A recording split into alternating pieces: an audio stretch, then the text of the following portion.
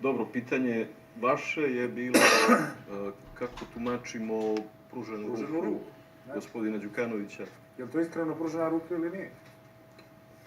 Prvo, ne mislim da je iskreno pružena, a drugo, uzalud je pružena.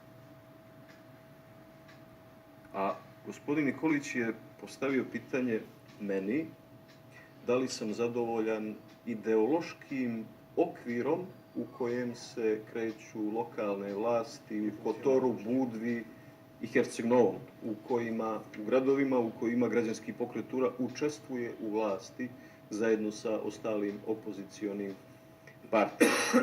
Da li se sjećate, gospodine Nikoliću, kome ste dali Njegoševu nagradu 1997. godine kad ste se okrenuli Crnoj Gori nakon što ste prije toga bila posluga Slobodana Miloševića? Da li se sjećate kome ste dali Njegoševu nagradu? Njegoševu nagradu. S obzirom na to si imao 3 godine teško. Evo, ja se sjećam, a sjećaju se i građani Crne Gore, dali ste je Matiji Bećkoviću. Matiji Bećkoviću ste je dali.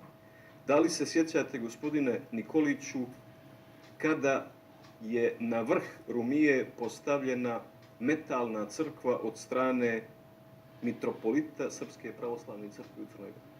Koliko je prošlo od tada? 10 godina. Prošlo je 13 godina.